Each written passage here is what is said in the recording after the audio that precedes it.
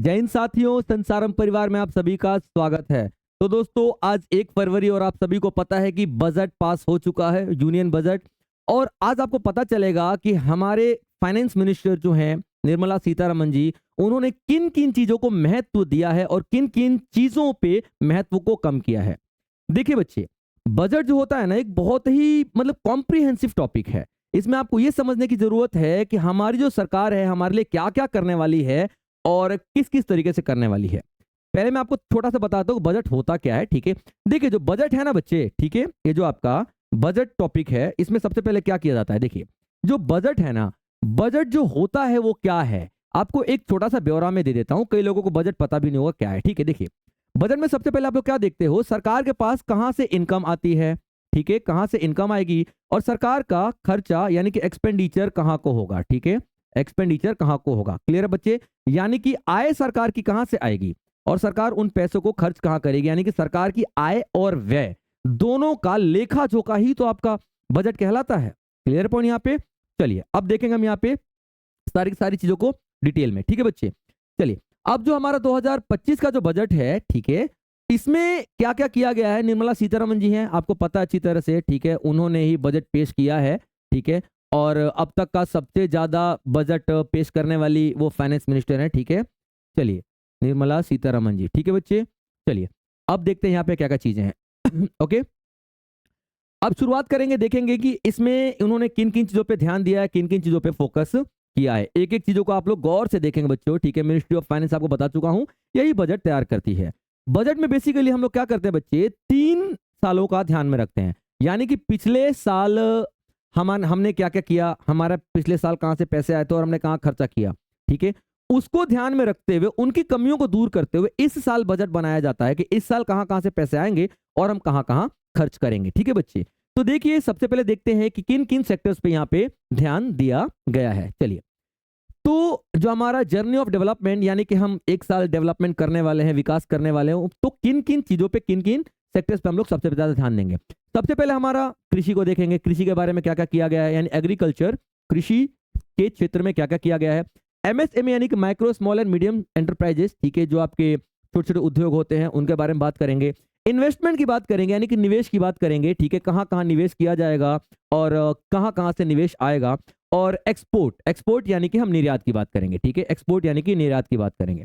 तो जो पूरा का पूरा बजट है ना, इन 4 चीजों पे फोकस किया गया है। क्लियर पॉइंट यहाँ पे, यानी कि इंजन ऑफ डेवलपमेंट, यानी कि विकास का इंजन इन्हें ही कहा जाता है। क्लियर पॉइंट, तो इन सारी चीजों पे हम लोग फोकस करने वाले हैं। ठीक है, पॉइंट यहाँ पे। चलिए, अब हमने जो बजट बनाया है उसमें एनर्जी कहां से आएगी, क्या एनर्जी आएगी। ठीक है, कहां से ताकत आएगी भाई इतना बजट पास करने का, तो भैया रिफॉर्म्स करेंगे हम लोग। क्या करेंगे हम लोग, रिफॉर्म्स करेंगे। रिफॉर्म्स का मतलब क्या होता है, परिवर्तन। जहां पे भैया गलतियां हमसे हुई हैं, ठीक है, पिछले बजट में, उन सारे बजट को हम लोग ठीक करने वाले हैं। Clear point.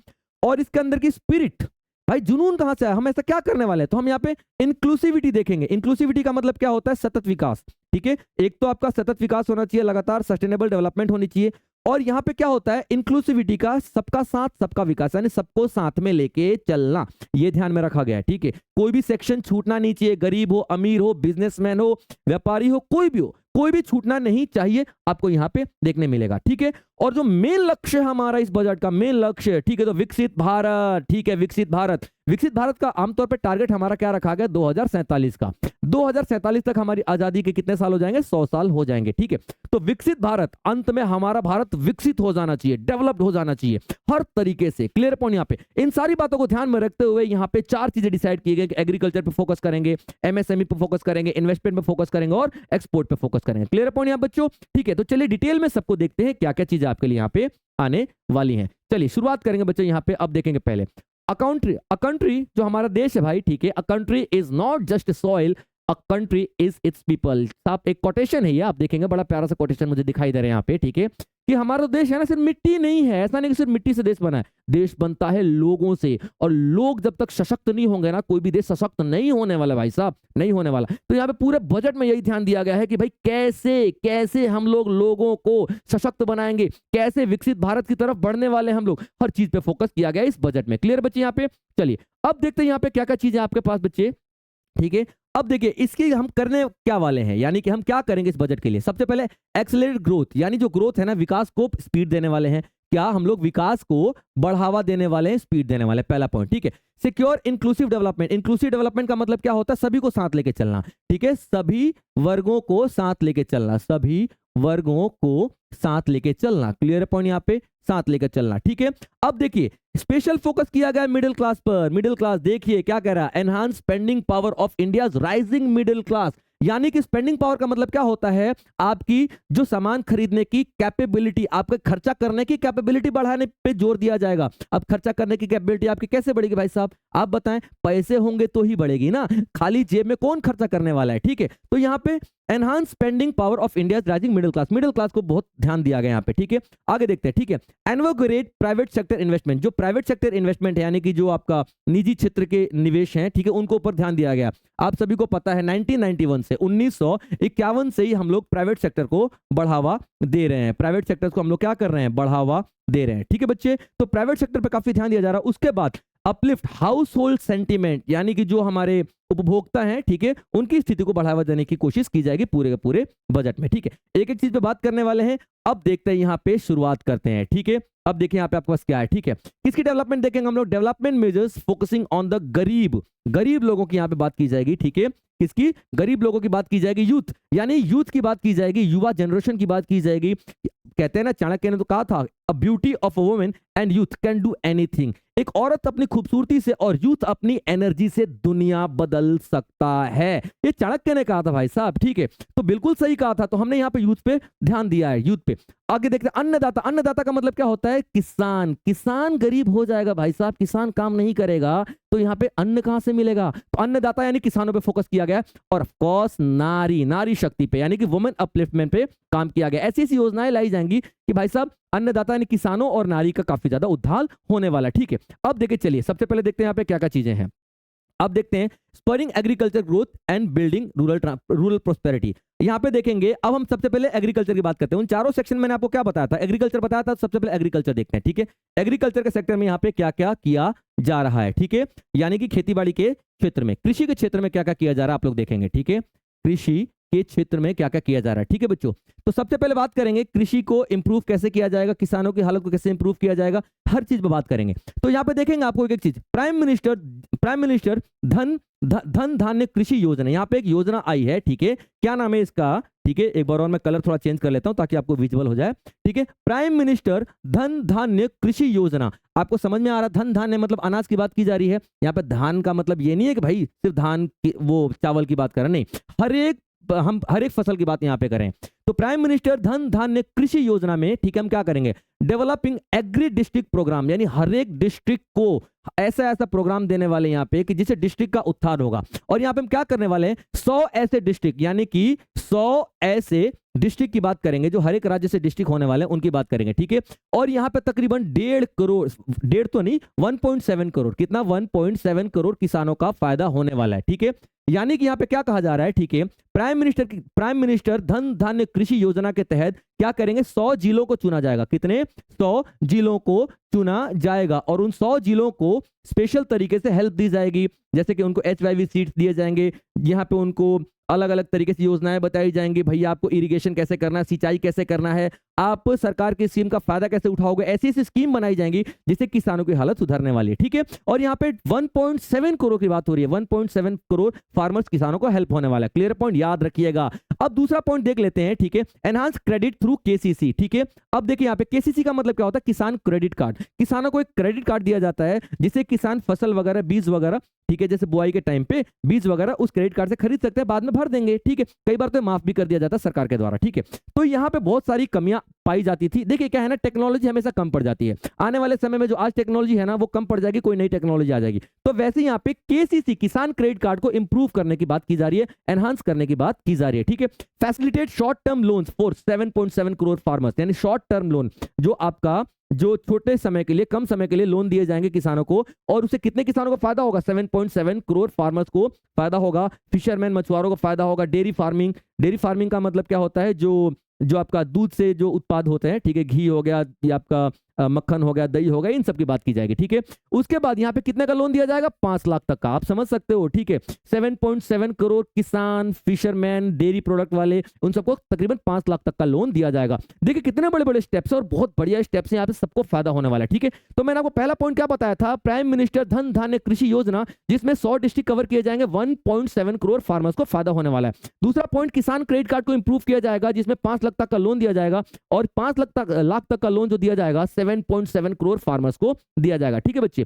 चलिए अब देख लेते हैं अगला पॉइंट क्या आता है यहाँ पे, ठीक है। मिशन फॉर कॉटन प्रोडक्टिविटी, आपको पता है कॉटन की हम बात करते हैं, ठीक है। कॉटन कपास आप सभी को पता है, ठीक है। ये मतलब बहुत ही एक अच्छा उद्योग है, ठीक है। आज की डेट में इससे बहुत ज्यादा लाभ मिलता है हमारी इकोनॉमी को, तो डेफिनेटली हमको यहाँ पे इंप्रूव करने की जरूरत है। आप सभी को पता है जो अंग्रेज आए थे ना, ठीक है, तो मसाले के अलावा कपड़ों के लिए तो आया था हमारे यहाँ पे कपड़ों का व्यापार बहुत अच्छा हुआ करता था। तो डेफिनेटली तब से लेकर आज तक भाई कॉटन के जो कपड़ों के साक्ष्य तो भैया हड़प्पा सभ्यता से मिलते आ रहे हैं, तो इसको इंप्रूव करना जरूरी था, ठीक है। अच्छा खासा यहाँ पे इन्वेस्टमेंट दिया जाएगा, अच्छा खासा यहाँ पे लोगों को सहायता दी जाएगी, छोटे छोटे उद्योग को बढ़ावा देने के लिए सहायता दी जाएगी जो कि इस फील्ड में काम करेंगे, ठीक है।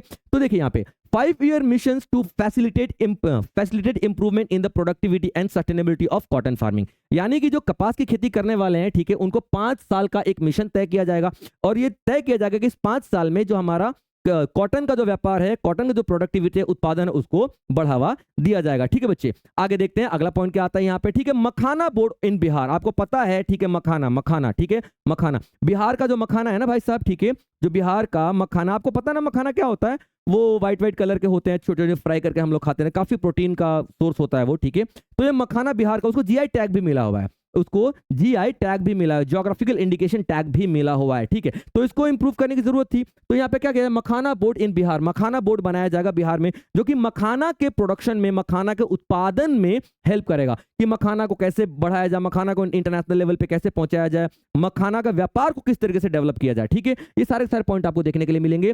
अब देखते हैं, ठीक है, अगला mission, national mission on high yielding seed, यानी कि अधिक पैदावार वाले जो बीज हैं उन पे बढ़ावा दिया जाएगा। आपको पता है बहुत समय पहले ना कि जो फसलें हुआ करती थी अपने सीजन में ही आया करती थी, आती थी ना, ठीक है, टमाटर अपने सीजन में आएगा, मिर्ची अपने सीजन में आएगा, लेकिन अब क्या किया जा रहा है, ठीक, HYV सीड्स आ रही है, यानी कि पूरे साल मिलता है भाई टमाटर, अलग अलग मौसम के हिसाब से अलग अलग टमाटर हम लोग उगा लेते हैं, वो क्या HYV सीड्स की वजह से। तो इस तरीके के HYV सीड्स को डेवलप किया जाएगा, ठीक है। और वो HYV सीड्स कैसे होंगे, जिन पे बरसात का उतना ज्यादा असर नहीं होगा, पेस्ट जो होते हैं, कीड़े मकोड़े होते हैं, उनका ज्यादा असर नहीं होगा, इस तरीके के बीज का डेवलपमेंट किया जाएगा। ये पूरा का पूरा आप देख सकते हो यहाँ पे कितना फायदा मिलने वाला है, और निर्मला सीतारमण जी है ही इतनी बड़ी अर्थशास्त्री भाई साहब, ठीक है, ऐसी थोड़ी, अब तक का सबसे ज्यादा बजट पेश करने वाली महिला बन चुकी है, महिला क्या फाइनेंस मिनिस्टर बन चुकी है, इनसे पहले हम बात करें, ठीक है। तो चलिए आगे देखते हैं यहाँ पे और भी चीजें। मोरारजी देसाई साहब इनसे पहले थे, ठीक है, उन्होंने सबसे ज्यादा बजट पेश किया था, बट फिलहाल ये उनको क्रॉस कर चुकी हैं, ठीक है। उनका 10 बजट था, ठीक है, और इनका 10 तो पिछले वाला ही हो चुका था, 11वां बजट है। क्लियर पॉइंट यहाँ बच्चों।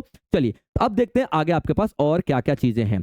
अब देखिए, हमने कृषि की बात कर रहे थे, तो कृषि में दाल भी आती है। दाल आपको पता है प्रोटीन का बहुत बड़ा सोर्स है, ठीक है। तो आत्मनिर्भरता इन पल्सेस, यानी कि पल्सेस, दालों के मामले में भी हमको आत्मनिर्भर होना है, हम कहीं से इंपोर्ट नहीं करने वाले दाल। अब हम दालों की नई नई किस्में बनाने वाले हैं। दाल समझ रहे हो, दाल जो दाल रोटी खाते हैं, दालों का इतना महत्व है हमारे यहाँ पे देशों में। क्या कहता है, बस कुछ नहीं, दाल रोटी चल रही है, ठीक है, दाल चावल नहीं बोलते, दाल रोटी चल रही है, दाल जरूर होगा, दाल चावल, दाल रोटी, दाल सब्जी, दाल जरूर होगा। तो दाल कितनी इंपॉर्टेंट है, ठीक है। यहाँ पे क्या किया जाए, देखिए यहाँ पे दालों की इंप्रूवमेंट के लिए, ठीक है, क्या एक 6-year mission with special focus on tur, urad, masoor, ये सारे दालों की डेवलपमेंट पे काम यहाँ पे किया जाएगा हमारे देश के द्वारा, ठीक है। और क्यों, प्रोटीन को बढ़ावा देने के लिए। आपको पता है प्रोटीन हमारे शरीर के लिए काफी ज्यादा इंपॉर्टेंट होता है, और प्रोटीन यूथ के बॉडी में जाएगा तो यूथ अपने आप ही डेवलप होगा, और यूथ का मतलब भविष्य भारत का, ठीक है बच्चों। अब देखिए, तो उनकी प्रोडक्टिविटी यानी उत्पादन को इंप्रूव करने की यहाँ पे कोशिश की जाएगी। क्लियर पॉइंट यहाँ पे। और उसके बाद पोस्ट हार्वेस्ट, जब फसल की कटाई हो जाएगी तो उसको स्टोर कहाँ किया जाएगा, यानी कि सरकार गोदाम का निर्माण करेगी, वेयर हाउसेस बनाया करेगी, जहां पे किसानों को इन सारी फसलों को रखा जाएगा, ठीक है। अब देखते हैं, ठीक है, क्या किया जा रहा है। India post as a catalyst for the rural economy. यहां पे आपको समझने की जरूरत है, पोस्ट का मतलब क्या होता है, पोस्ट ऑफिस, ठीक है, क्या पोस्ट ऑफिस की बात कर रहे हैं, ठीक है। तो सरकार ने क्या बोला है, निर्मला सीतारमण जी ने क्या बोला है, मैं क्या बात कर रहा हूं, एग्रीकल्चर की। एग्रीकल्चर का मतलब क्या हुआ, ग्रामीण क्षेत्र। और ग्रामीण क्षेत्र में जो भी हम लोग सुविधाएं देंगे ना, पोस्ट ऑफिस के जरिए देंगे। तो क्या कह रहा है, एक कैटलिस्ट का काम करेगा, ठीक है, एक जरिया का काम करेगा, कौन, पोस्ट ऑफिस, ठीक है। किसानों को जो भी फायदा दिया जाएगा ना, ठीक है, तो इंडिया पोस्ट पेमेंट बैंक है ना, इंडिया पोस्ट पेमेंट बैंक है ना, पोस्ट पेमेंट बैंक, जो कि 2018 में बनाया गया था, तो ये इंडिया पोस्ट पेमेंट बैंक के जरिए किसानों तक सारी फैसिलिटीज प्रोवाइड करवाई जाएंगे। ठीक है, अब देखिए पोस्ट ऑफिस से क्या क्या कराया जाएगा। रूरल कम्युनिटी हब लोकेशन, यानी कि जो रूरल एरिया है ना, उनको कम्युनिटी हब बनाया जाएगा। डेवलपमेंट का एक ऐसा क्षेत्र बनाया जाएगा भाई साहब, जहां पे हर किसान डेवलप होने वाला है। ठीक है, इंस्टीट्यूशनल अकाउंट सर्विसेज, यानी कि बहुत सारे उनको इंस्टीट्यूशनल सर्विसेज दिए जाएंगे।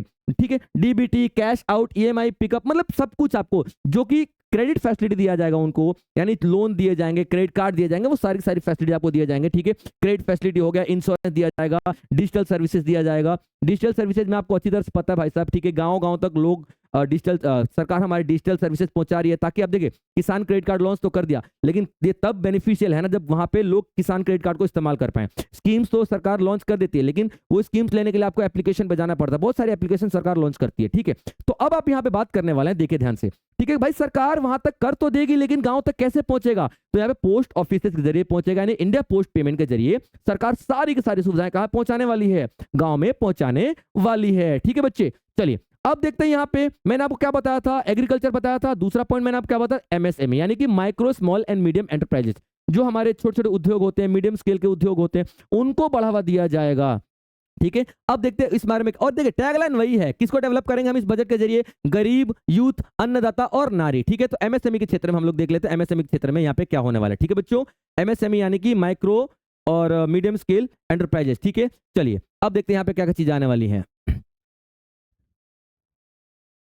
चलिए अब देखते हैं credit cards for micro enterprises. जो क्रेडिट कार्ड लॉन्च किया जाएगा माइक्रो एंटरप्राइजेस के लिए, जो लघु उद्योग हैं उनके लिए क्रेडिट कार्ड लॉन्च किया जाएगा। ठीक है, और वो क्रेडिट कार्ड कैसा होगा? कस्टमाइज्ड होगा। कस्टमाइज्ड, ठीक है, कस्टमाइज का मतलब क्या होता है? जरूरत के हिसाब से उसको इस्तेमाल किया जा सकने वाला। ठीक है, और उसमें क्या होगा? With 5 lakh limit for micro enterprises registered on उद्यम पोर्टल। एक उद्यम पोर्टल है, एक सरकार का उद्यम पोर्टल है। ठीक है, उद्यम पोर्टल है, ऑनलाइन पोर्टल है। अब इस उद्यम पोर्टल पर जितना भी लघु उद्योग रजिस्टर्ड है उनको कितने का लोन दिया जाएगा? यहाँ पे 5 लाख तक का लोन दिया जाएगा। क्लियर पॉइंट यहाँ पे। और जो पहला साल होगा, पहला साल में, ठीक है, 10 लाख ऐसे क्रेडिट कार्ड लॉन्च कर रही है सरकार। यानी कि बजट में कितने credit card? 10 lakh credit card launch कर रही है सरकार। बहुत बड़ी बात है भाई साहब, 10 लाख लोगों को पहले ही साल में कवर कर डालना। ठीक है, आम बात नहीं है। Scheme for first time entrepreneur, ठीक है, जो पहली बार उद्योग शुरू करने वाले हैं, जो उद्यमी, एंटरप्रेन्योर का मतलब क्या होता है? उद्यमी। ठीक है, जो अपना बिजनेस शुरू कर रहे हैं। ठीक है, जो पहली बार फर्स्ट टाइम उद्यमी बन रहे हैं, पहली बार जो अपना बिजनेस लॉन्च करना चाह रहे हैं, उनके लिए क्या है? ठीक है, for 5 lakh first time entrepreneur, ठीक है, उनको 5 लाख दिया जाएगा। ठीक है, लोन के तौर पे, including women, schedule caste, schedule tribes. कोई नई स्कीम आएगी तो उसका भी उनका भी फायदा मिलेगा। ठीक है, to be launch to provide term loan up to 2 crore during the next 5 year, यानी कि 2 करोड़ तक का उनको लोन दिया जाएगा। जो नए उद्यमी हैं, जो नए एंटरप्रेन्योर्स बन रहे हैं, नया बिजनेस शुरू कर रहे हैं, उनको 2 लाख तक का लोन दिया जाएगा, और अगले 5 साल तक के लिए। ठीक है, ये एक अच्छी बात है हमारे सरकार के द्वारा। बहुत अच्छे कदम यहाँ पे मुझे दिखाई दे रहे हैं बच्चे। ठीक है, चलिए अब देख लेते हैं यहाँ पे और क्या क्या मिशंस हैं। ठीक है, manufacturing missions with the mandate to focus on. Manufacturing का मतलब क्या होता है? ठीक है, निर्माण जो किया जाता है। ठीक है, निर्माण होता है ना, ठीक है, जो हम लोग प्रोडक्शन करते हैं। ठीक है, उसकी बात कर रहे हैं। तो प्रोडक्शन सेक्टर के लिए मिशन किया जा रहा है। ठीक है, इसमें मेन पॉइंट क्या रखेंगे हम? इजी कर देंगे and cost of doing business, यानी जो अब देखिए बिजनेस करने में सबसे बड़ी समस्या क्या आती है लोगों को कि भाई ईज ऑफ डूइंग बिजनेस, एक इंडेक्स होता है ना, ईज ऑफ डूइंग बिजनेस, यानी बिजनेस करना कितना आसान और कितना मुश्किल है किस देश में। तो यहाँ पे हमारे देश में अभी भी कुछ ना कुछ हद तक भाई मुश्किल है बिजनेस करना। यार ये लाइसेंस लो, वो लाइसेंस लो, अटरम पटरम 50 तरीके की चीजें लो। ठीक है, उसमें भी आपको पता नहीं कितने सारे मुसीबतें झेलनी पड़े। रेड टेपिज्म बहुत ज्यादा हो जाता है। ठीक है, लाल फित्ता साइज जिसको हम लोग कहते हैं। फाइल लेके जाओ रजिस्ट्रेशन के लिए, ये टेबल से वो टेबल, वो टेबल से वो टेबल, भैया बिजनेस नहीं करना मेरे को, जाओ, हाथ जोड़ देता बंदा। ठीक है, लेकिन यहाँ पे क्या किया जा रहा है? उसको आसान कर दिया जाएगा। नहीं आप बिजनेस करो, बिजनेस करो। निर्मला सीतारमन जी क्या कह रहे हैं? नहीं आप बिजनेस करो, 2 लाख रुपए इन्वेस्टमेंट करना है, आप करो ना, क्या दिक्कत है? आप करो, 2 लाख करो, कोई दिक्कत वाली बात नहीं भाई साहब। ठीक है, याद रखना। तो इसलिए इजी कर दिया गया है cost of doing business, business करना। ठीक है, आसान कर दिया गया है। ठीक है, अब देखते हैं future ready workforce in demand jobs, यानी कि हम वर्कफोर्स जो है ना, हमारा जो वर्कफोर्स है, जो काम करने के लायक लोग हैं, ठीक है, उनको तैयार किया जा रहा है ताकि फ्यूचर में जैसी जॉब आए तो जॉब की डिमांड को फुलफिल किया जा सकता है। ठीक है, अब देखिए डायनेमिक एमएसएमई सेक्टर बनाया जा रहा है। एक बहुत ही धुआंधार एमएसएमई सेक्टर को डेवलपमेंट की जाने की कोशिश की जा रही है यहाँ पे। ठीक है, अवेलेबिलिटी ऑफ टेक्नोलॉजी, नई टेक्नोलॉजी लेके आया जाएगा। ठीक है, क्वालिटी प्रोडक्ट, यानी कि जो उत्पाद होगा ना वो बहुत क्वालिटी वाला होने वाला है यहाँ पे। Clean tech manufacturing. Clean tech का मतलब क्या होता है? क्लीन एनर्जी, क्लीन टेक्नोलॉजी, जिससे धुआं धक्कड़ नहीं होगा, पॉल्यूशन नहीं फैलेगा। भाई साहब ऐसा थोड़ी है कि जीडीपी आप 18% का ग्रोथ कर लो लेकिन चिमनियां लगा लगा के धुआं फैलाओ। ठीक है भैया, फेफड़े जलेंगे, उधर से पैसा कमाओ और इधर को डॉक्टर को दे दो, क्या मतलब इस बात का? तो यहाँ पे क्लीन टेक को प्रमोट किया जा रहा है। ठीक है, अब देख ले यहाँ पे लेबर इंटेंसिव सेक्टर के लिए बात की जा रही है। लेबर इंटेंसिव सेक्टर क्या होता है भाई साहब? ठीक है, यहाँ पे श्रम गहन, हिंदी में इसको बोलते हैं श्रम गहन, यानी कि जहां पे मजदूर ज्यादा होते हैं और मशीनें कम होती हैं। ठीक है, तो भाई है ना इंडिया में यार, ठीक है, इंडिया में है सेक्टर भाई, सीधी सी बात है। ठीक है, तो मैं एक रिपोर्ट पढ़ रहा था, उसमें भी मैं बता रहा हूं आपको, ठीक है, कितना 77%, पुरानी रिपोर्ट है वैसे तो, ठीक है, 77% जो वर्कर है ना अभी भी भैया असंगठित क्षेत्र में है, अनऑर्गेनाइज सेक्टर में है। तो आप समझो ना कितनी जरूरत है यहाँ पे फोकस करने की। ठीक है, श्रम गहन पे। तो यहाँ पे post product scheme for footwear and leather sector, यानी कि जो प्रोडक्शन के बाद की जो स्कीम है, जब उत्पादन हो चुका है फैक्ट्री में उसके बाद भी तो कोई स्कीम होनी चाहिए ना, ताकि जो उत्पादन हो चुका है वो बर्बाद ना हो। ठीक है, लेदर सेक्टर में हो गया और फुटवेयर सेक्टर में हो गया। ठीक है, अब देखिए इसमें क्या किया जा रहा है। ठीक है, scheme is expected to facilitate employment for 22 lakh person, यानी कि यहाँ पे इस सेक्टर में 22 लाख लोगों को नौकरी दी जाएगी। ठीक है, अब देखिए क्या क्या, generate turnover of 4 lakh crore and export over 1.1 lakh crore, यानी कि 4 लाख करोड़ का लेन देन होगा, बिजनेस किया जाएगा। ठीक है, याद रखेगा, और जिसमें निर्यात जो होगा, एक्सपोर्ट जो होगा 1.1 करोड़ का होने वाला है, 1.1 लाख करोड़ का होने वाला। अमाउंट देख रहे हो यहाँ पे 4 लाख करोड़, और किस सेक्टर को मिल रहा है भाई साहब? लेबर इंटेंसिव, यानी श्रम गहन को मिल रहा है। समझ रहे हो, श्रम गहन को मिल रहा है भाई साहब। ठीक है, बहुत बड़ी बात है। ठीक है, चलिए अब देखते हैं measures for the toy sector, यानी खिलौनों का आपको अच्छी तरह से पता है, जो आज की डेट में पहले हुआ करते थे, गिल्ली डंडा खेल लिया और कुछ भी खेल लिया, मारम पिट्टी खेल लिया, कबड्डी खेल लिया, चीका बाड़ी खेल लिया, आज की डेट में खिलौने होते हैं। ठीक है, खिलौने से बच्चे खेलते हैं, जितना टेक्नोलॉजी बढ़ती जा रही है खिलौने पे, आज देख लो ना यार, वीडियो गेम पे लगे रहते बच्चे, पता नहीं क्या क्या खेलते रहते हैं, तो उसका भी मार्केट बहुत ज्यादा बढ़ रहा है खिलौनों का। तो उस मार्केट को ध्यान में रखते हुए उसको डेवलप करना पड़ेगा ना, तो यहाँ पर उसके लिए भी काफी सारे किए गए हैं। ठीक है, डेवलपमेंट किया गया है। ठीक है, जैसे डेवलपमेंट ऑफ क्लस्टर्स का मतलब है ग्रुप, जो ग्रुप होता है ना बिजनेसमैन का, उनकी बात करूं, उनका डेवलपमेंट किया जाएगा। स्किल्स विकास, कौशल विकास में ध्यान दिया जाएगा। ठीक है, और manufacturing ecosystem that will create high quality unique innovative and sustainable toys, यानी कि बहुत दिनों तक चलने वाले यूनिक इनोवेटिव, ठीक है, नवाचार किया जाएगा टॉय सेक्टर में, यानी कि खिलौने बनाने वाली फैक्ट्रियों के फील्ड में। ठीक है बच्चों, सपोर्ट फॉर फूड प्रोसेसिंग, जो लोग फूड प्रोसेसिंग वाले बिजनेस में, फूड प्रोसेसिंग वाले बिजनेस मतलब कि जैसे चिप्स विप्स हो गया, खाने पीने की चीजों की बात करें, उसमें भी अच्छा खासा यहाँ पे ध्यान देने वाली सरकार। ठीक है, याद रखेंगे आप लोग, क्लियर पॉइंट यहाँ पे। चलिए, और एक और बात आपको यहाँ पे ध्यान देने की जरूरत है। ठीक है, अब बिहार को बार बार वो किया गया, हाईलाइट किया गया है, तो फूड वाले सेक्टर में भी बिहार को हाईलाइट किया गया है। ठीक है, याद रखेगा, बिहार को फूड वाले सेक्टर में भी काफी ज्यादा हाईलाइट किया गया है। क्लियर पॉइंट यहाँ पे।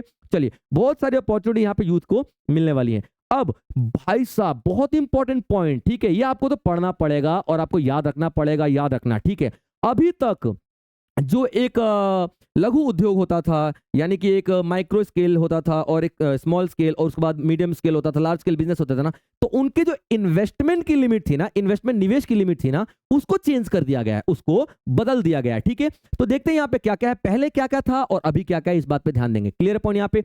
और जितना अमाउंट होगा ना करोड़ में होगा। ठीक है, देखिए एमएसई यानी कि जो आपका माइक्रो स्केल एंटरप्राइजेस हैं, ठीक है, उनकी अगर हम बात करते हैं तो अभी देखिए क्या है, पहले क्या था 5, ठीक है, 5 करोड़ तक का इन्वेस्टमेंट होता था ना, उनको क्या बोलते थे, ठीक है, micro scale enterprises, micro scale business है, उसको बढ़ाकर 10 करोड़ कर दिया गया। ठीक है, जो स्टार्टअप वाले हैं ना, जो स्टार्टअप वाले, उनका 10 करोड़ था, ठीक है, और उसको बढ़ाकर 20 करोड़ कर दिया गया। यानी कि अब हम लोग क्या करेंगे, ठीक है, स्टार्टअप जो बोले स्टार्टअप करना है तो उसको बोला गया भैया 10 लाख तक का अगर तुम्हारे पास मतलब इन्वेस्टमेंट कर रहे हो, ठीक है, सॉरी 10 करोड़ तक का इन्वेस्टमेंट कर रहे हो, ठीक है, तो आपको एमएसईज में डाल दिया जाएगा। ठीक है, लेकिन अब क्या उसको बढ़ा के 20 करोड़ कर दिया गया। ठीक है, अभी देखिए एक्सपोर्टर एमएसएमईज, यानी कि वो एमएसएमईज, वो लघु उद्योग, मीडियम स्केल उद्योग जो कि एक्सपोर्ट करते थे, उनमें जो लिमिट थी, ठीक है, कितने की थी भाई साहब, ठीक है, फॉर टर्म लोन, ठीक है, चलिए उसमें लिमिट तो खैर नहीं दे रखा, यही सारे 5 और 10 इन्हें किया गया, उसमें कोई रिवाइज नहीं किया गया, लेकिन हाँ उसमें टर्म लोन 20 करोड़ तक का किया गया है। टर्म लोन होता है कि एक मतलब एक समय, निश्चित समय के अंदर आपको लोन चुकाना रहेगा। ठीक है, तो टर्म लोन दिया जाएगा कितना, 20 करोड़ तक का, यानी कि भाई एक्सपोर्ट को बढ़ावा देने के लिए देखो कितना बढ़िया कदम उठाया जा रहा है। ठीक है, लोन मिल रहा है एक्सपोर्ट करने वाली बिजनेस को, भाई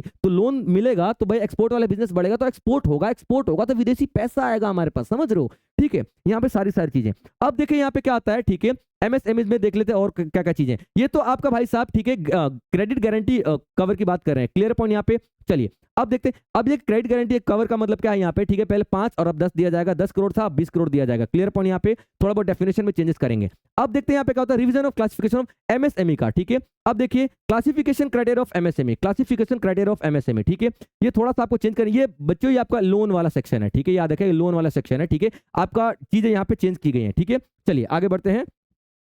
अब देखिए यहाँ पे ये वाला पॉइंट है, ठीक है, एमएसएमई वाला थोड़ा उसको करेंगे। ये लोन वाला सेक्टर यानी कि पहले 5 मिलता था अब 10 करोड़ मिलेगा, और स्टार्टअप के लिए 10 करोड़ मिलता था 20 करोड़ मिलेगा, और जो एक्सपोर्ट कर रहे हैं उनको 20 करोड़ तक का लोन मिलेगा, ठीक है। अब देखिए इन्वेस्टमेंट की बात करते हैं, ठीक है, जो माइक्रो एंटरप्राइजेस है वो 1 करोड़ था, अब जिसको 2.5 करोड़ कर दिया गया, ठीक है। स्मॉल एंटरप्राइज के लिए 10 करोड़ था, यानी अगर 10 करोड़ आप लोग खर्च कर रहे हो तो आपको पहले अभी 10 करोड़ खर्च करो तो आपको स्मॉल एंटरप्राइजेस में डाला जाता था, ठीक है। अब आपको यहाँ पे कितना कर दिया गया, 25 करोड़ कर दिया गया, ठीक है। मीडियम एंटरप्राइज की बात करें 50 करोड़ अगर आप खर्च कर रहे हो, ठीक है, 50 करोड़ पहले था अभी तक, अब जो चेंज किया जाएगा वो 125 करोड़ हो जाएगा, यानी 125 करोड़ खर्च कर रहे हो स्टार्ट करने के लिए तो आपको मीडियम एंटरप्राइज में डाला जाएगा। Clear point. यहाँ पे टर्नओवर की बात करें, टर्नओवर का मतलब क्या होता है, लेन देन, यानी कि पूरे बिजनेस में आपने कितना खरीदा और कितना बेचा, बिजनेस कितने का किया, ठीक है। प्रॉफिट की बात नहीं कर रहा, टर्नओवर की, ठीक है। तो अभी तक क्या था, ठीक है, माइक्रो एंटरप्राइजेस के लिए 5 करोड़ हुआ करता था और अभी बढ़ा के 10 करोड़ कर दिया गया, यानी इतना टर्नओवर अगर आपका होता है तो माइक्रो में जाएगा, ठीक है। स्मॉल एंटरप्राइजेस की बात कर रहे हैं, ठीक है, तो करंट की बात करें तो 50 करोड़ था और अभी 100 करोड़ कर दिया गया है, ठीक है। मीडियम एंटरप्राइज की बात करें तो अभी 250 करोड़ था और 500 करोड़ कर दिया गया है, यानी अगर आप इतना बिजनेस कर पाते हो तो आपको इस कैटेगरी में डाला जाएगा। क्लियर पॉइंट यहाँ पे, यानी आने वाले टाइम में माइक्रो एंटरप्राइजेस उसको कहा जाएगा जो 10 करोड़ का बिजनेस कर सकता है, ठीक है। स्मॉल एंटरप्राइजेस 100 करोड़ का और मीडियम एंटरप्राइजेस 500 करोड़ का, जो कि अभी तक क्या था, ठीक है, माइक्रो के लिए 5 करोड़ था, स्मॉल एंटरप्राइज के लिए 50 करोड़ और मीडियम एंटरप्राइज के लिए 250 करोड़ था, ठीक है बच्चे। चलिए, यानी कि डेफिनेशन बदल दी गई है एक तरीके से। अब देखिए मैंने बात की थी अभी तक एमएसएमई हो गया, एग्रीकल्चर हो गया, तीसरा जो पॉइंट था इन्वेस्टमेंट की हम बात करेंगे, ठीक है, यानी कि निवेश सेक्टर की। भैया इन्वेस्टमेंट वो चीज है जो पूरी पूरी इकोनॉमी चलाती है, पूरा अर्थव्यवस्था चलाता है, ठीक है, चाहे हम बाहर से इन्वेस्टमेंट ले चाहे भारत के अंदर ही इन्वेस्टमेंट करें। क्लियर बच्चे यहाँ पे। चलिए अब देखते हैं यहाँ पे क्या चीज है। अब देखिए क्या कह रहा है, ठीक है, सक्षम आंगनवाड़ी एंड पोषण 2.0, ये कुछ योजनाएं हैं, ठीक है, सक्षम आंगनवाड़ी एंड पोषण 2.0, ठीक है, यानी कुछ योजनाएं चलाई जाएंगी सक्षम आंगनवाड़ी, यानी आंगनवाड़ी के क्षेत्र में हम लोग यहाँ पे काम करने वाले हैं, ठीक है, याद रखेगा, ठीक है। और ये पोषण 2.0 क्या है, पोषण कुछ भी नहीं है, आप लोगों ने एक योजना पहले सुनी होगी, ठीक है, जो मिड डे मील योजना, ठीक है, उसी का नाम बदल के क्या कर दिया गया था, मिड डे मील योजना थी ना, उसी का नाम बदल के, ठीक है, पोषण योजना कर दिया गया था। क्या कर दिया गया था, पोषण योजना कर दिया गया था। तो उसी का सेकेंड वर्जन है, ठीक है, वो लॉन्च किया गया है ताकि भैया हम गांव में बच्चों को, आंगनबाड़ी बच्चों में अच्छी शिक्षा दे पाए, ठीक है। आगे देखते हैं, ठीक है, expansion of capacity in IIT, जो आईआईटी के क्षेत्र में आईआईटी जो कॉलेजेस हैं उनमें सीटें बढ़ा दी जाएंगी। ये मैं आपको अभी क्या दे रहा हूं, ब्यौरा दे रहा हूं, अब इसके बारे में डिटेल हम लोग आगे करेंगे, ठीक है। डे केयर कैंसर सेंटर्स, ठीक है, इन ऑल हॉस्पिटल, ठीक है, जितने भी डिस्ट्रिक्ट हॉस्पिटल है ना उसमें कैंसर का उपचार के लिए, इलाज के लिए बहुत सारी सुविधाएं दी जाएंगी, ठीक है। आगे देखते हैं, भारतीय भाषा पुस्तक स्कीम, ठीक है, ये वो पुस्तक स्कीम है जिसमें भारत के हर एक स्कूल में जितने भी लैंग्वेजेस हमारे कॉन्स्टिट्यूशन में दिए गए हैं उन सारे लैंग्वेजेस के अंदर में किताब चलाई जाएगी, यानी कि आप अपने लैंग्वेज में किताब को पढ़ सकते हो। अब देखो भाषा को समझना कितना आसान हो जाएगा, ठीक है। अगला आता है national centre for excellence for skilling, ठीक है, आपको अच्छी तरह पता है कौशल विकास योजना सरकार के द्वारा चलाई जा रही है, ठीक है, ये उसी के फील्ड में कुछ नई चीजें सरकार लेके आ रही है। क्लियर पॉइंट यहाँ पे। चलिए अब देखते हैं यहाँ पे क्या है, मैंने आपको क्या बताया, ठीक है, national centre of excellence for skilling, ठीक है, to be set up with global expertise and partnership, यानी कि यहाँ पे ग्लोबल विश्व स्तर पर, ठीक है, विश्व स्तर पर यहाँ पे एक्सपर्ट आने वाले हैं और यहाँ पे पार्टनरशिप हम लोग अलग अलग देशों के साथ करेंगे, ठीक है, ताकि हम यहाँ पे क्या स्किल्स को बढ़ावा दे सकें, स्किल्स यानी कौशल को बढ़ावा दे सके। जितना ज्यादा कौशल बढ़ेगा, जितना ज्यादा स्किल्स बढ़ेंगे हमारे देश के युवाओं की, उतना ज्यादा हमारा देश सक्षम होने वाला, ठीक है। अब देखते हैं, ठीक है, अटल टिंकरिंग लैब्स, यानी 50,000 लैब बनाए जाएंगे to be set up in government school in next 5 year, यानी जो होता है ना स्कूलों में लैब्स वगैरह होती हैं, ठीक है, तो उन लैब्स को बढ़ाया जाएगा। Clear point. और उनका नाम क्या दिया गया, अटल टिंकरिंग लैब्स नाम दिया गया। कितने, देखिए 5 सालों में, ठीक है, जितने भी सरकारी स्कूल हैं उसमें अभी 50,000 स्कूलों को टारगेट किया जा रहा है, वहां पे अच्छे खासे लैब्स बनाए जाएंगे। आगे देखते हैं और क्या किया जाएगा, ठीक है, centre for excellence in artificial intelligence, ठीक है, आपको अच्छी तरह से पता है, ठीक है, आर्टिफिशियल इंटेलिजेंस का आज की डेट में कितना बड़ा रोल बढ़ गया है, ठीक है। तो इसको बढ़ावा देने के लिए सरकार ने कितना टोटल आउटले ऑफ 500 करोड़ का खर्चा करने का यहाँ पे सोचा हुआ है, ठीक है।